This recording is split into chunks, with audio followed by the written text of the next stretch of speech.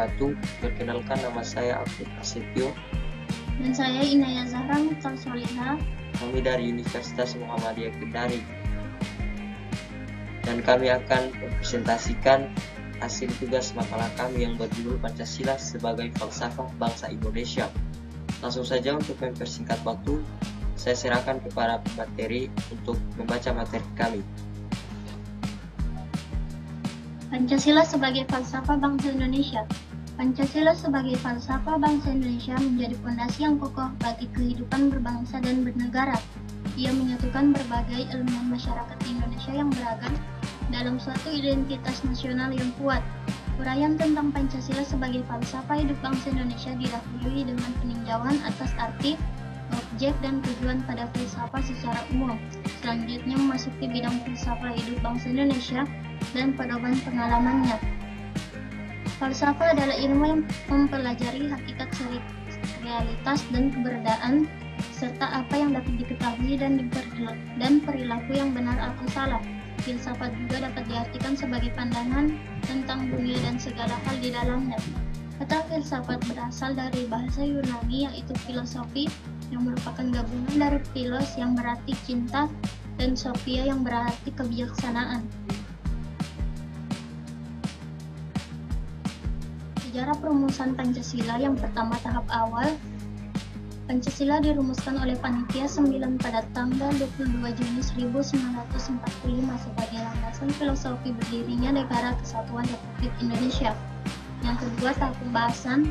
Rumusan Pancasila kemudian dibahas dan disempurnakan dalam sidang BPUPKI pada bulan Agustus 1945.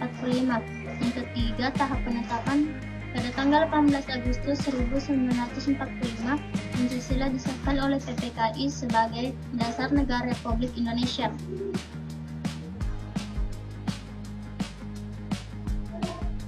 Dan yang ketiga yaitu objek filsafat. Ditinjau dari segi objek, maka objek filsafat meliputi hal-hal yang ada, seperti manusia, dunia, Tuhan, dan lain-lain. Sehingga demikian filsafat itu tidak mungkin mengenai hal-hal yang tidak ada. Sehubung dengan hal tersebut, para ahli membedakan objek filsafat. Yang pertama, objek materi, yaitu mengenai segala sesuatu yang ada dan mungkin ada. Yang kedua, objek formal, yaitu untuk mengerti segala sesuatu yang ada sedalam-dalamnya, hakikatnya dan metafisis.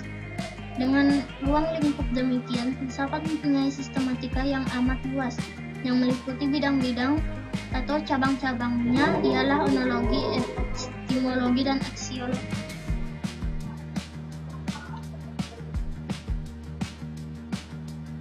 Tujuan filsafat. Berfilsafat mengandung tujuan, dan tujuan filsafat dapat dibedakan dalam dua macam, yaitu tujuan yang teoretis. Dalam hal ini, filsafat berusaha untuk mencapai kenyataan atau untuk mencapai hal yang nyata. Yang kedua, tujuan praktis. Dalam hal ini mempergunakan hasil daripada filsafat yang teoretis, terutama untuk memperoleh pedoman-pedoman hidup guna dipraktikkan dan dijadikan pedoman dalam praktik kehidupan.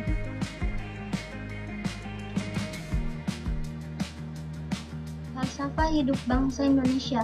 Berkenaan dengan penggunaan kata falsafah sering dibedakan dalam pengertian umum yang berpasangan, yaitu al-falsafah dalam arti proses dan falsafah dalam arti produk.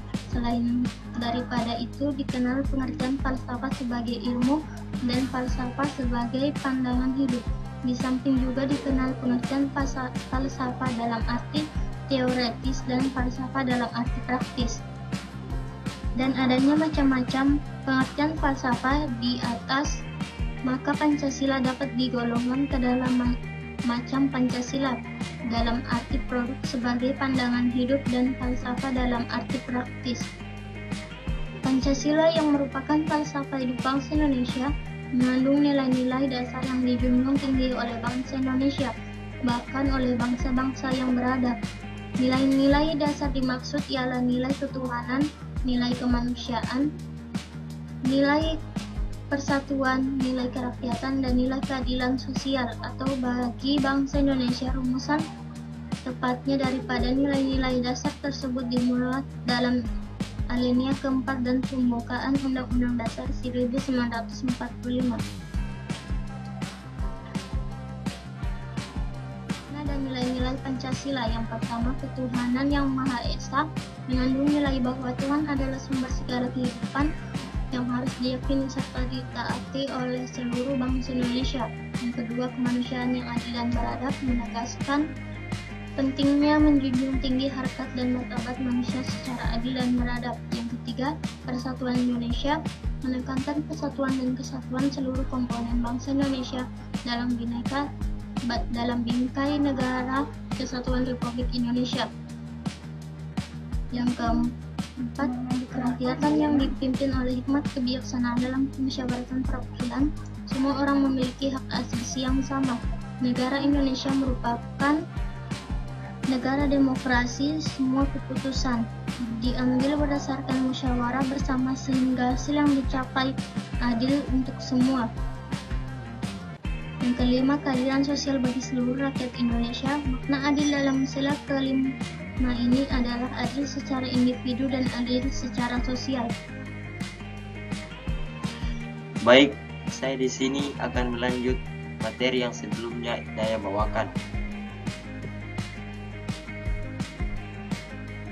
Implementasi Pancasila dalam kehidupan sehari-hari. 1. Kebersamaan. Menjalin kerjasama dan saling menghargai antara sesama warga negara. 2. Keadilan. Memperlakukan orang lain secara adil tanpa diskriminasi. 3. Religius. Menjalankan ibadah sesuai dengan keyakinan masing-masing. 4. Kekeluargaan. Memupuk rasa persaudaraan dan saling tolong-menolong.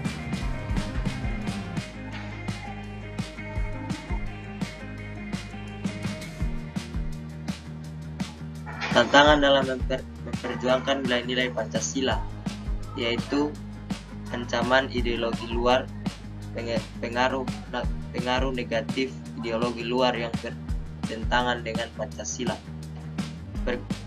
perkembangan teknologi, tentang pengaruh negatif kemajuan teknologi dan globalisasi, kepentingan pribadi, yaitu upaya mengutamakan kepentingan pribadi di atas kepentingan bangsa.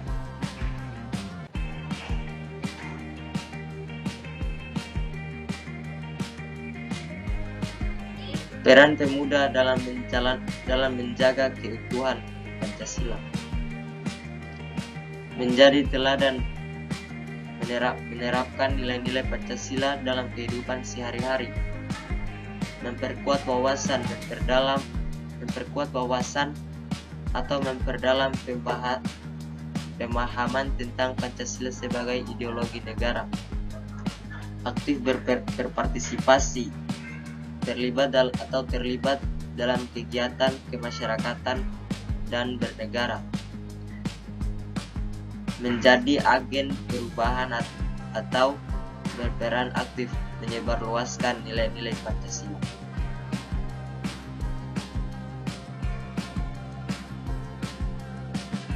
Pancasila sebagai pemersatu bangsa Indonesia. Yang pertama, keanekaragaman, yaitu Pancasila menjadi payung bagi keberagaman suku, agama, ras, dan budaya di Indonesia. 2. Keadilan sosial, yaitu Pancasila menjamin terwujudnya keadilan sosial bagi seluruh rakyat Indonesia. 3. Persatuan, yaitu Pancasila memperkuat rasa persatuan dan kesatuan di antara seluruh komponen bangsa.